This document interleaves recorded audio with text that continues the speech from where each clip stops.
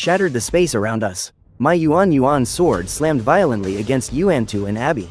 Those two innate spiritual treasures, famed in primordial legends for slaying countless people, were actually struck by my sword, forged of common iron and merely infused with Mahayana stage sword intent. An ancient blade nurtured for 300 years, and were sent flying. A sword intent, pure to the extreme, is enough to shatter divine weapons.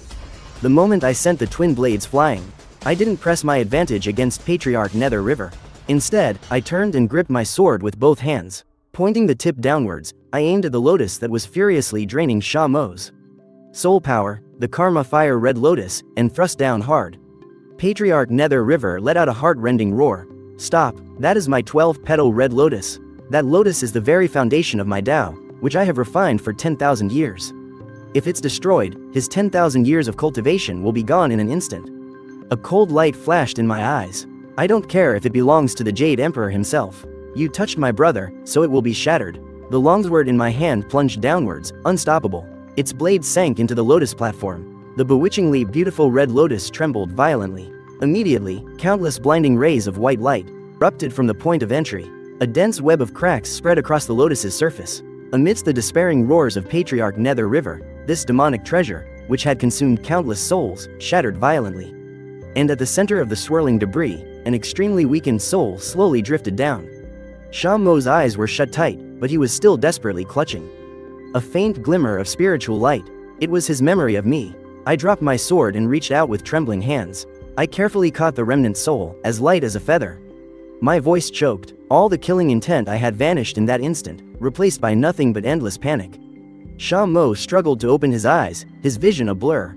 When he saw the blood-soaked man in front of him, his tattered face managed to break into a foolish grin. You've gotten so old, have you not been eating well?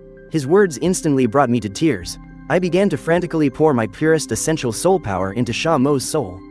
Don't talk, I'm taking you home. Sha Mo weakly shook his head. I can't go. I feel like I'm about to scatter. You, just leave me. I'm not leaving, I roared.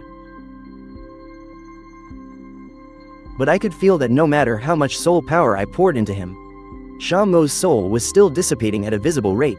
His very essence was damaged. It was a law of the heavenly Tao, his life force was spent. It was irreversible by mortal means. Thinking of running? It won't be that easy. Behind me, Patriarch Nether River appeared, his hair in disarray. He had also suffered a severe backlash, but this only ignited the innate savagery within him. You destroyed my foundation. Today, I shall have you two brothers eternally damned to this sea of blood, to serve as my blood slaves. The sea of blood below raged once more. This time, it was a towering, colossal, blood-red giant that slowly stood up. It was the true primordial form of the Blood Sea ancestor. Facing this world-ending threat, I did not turn back. I just gently placed Sha Mo's remnant soul into that soul-nurturing wooden coffin.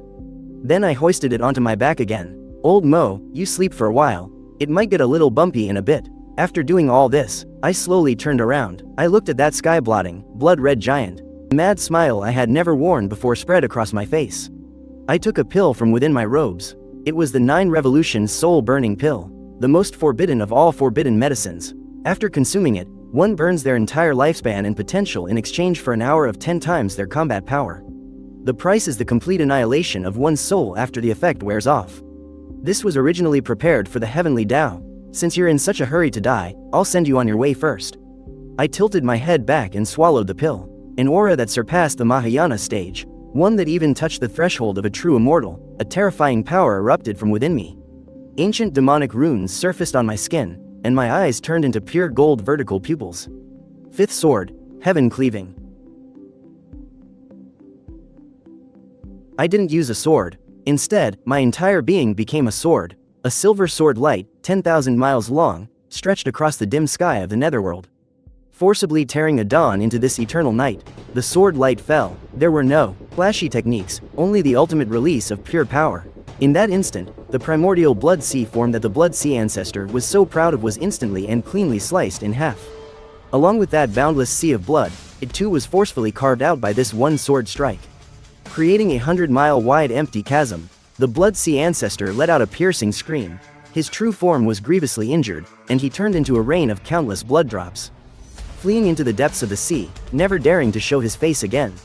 Carrying the coffin on my back, I stepped onto the path that I had cleaved open with a single strike. A grand path leading straight to the seafloor. Step by step, I walked towards the deeper darkness. There lay the core of the underworld, the great hall of the Netherworld Palace. By now, the hall was already in complete chaos. An underworld bailiff stumbled into the great hall and fell to his knees. "My lord, that monster has fought his way in. How dare he? Wreaking havoc in the mortal realm was bad enough, but he dares to trespass into the underworld? Does he really think there's no one left in our underworld court? What does he want?" He said he wants to change a person's fate.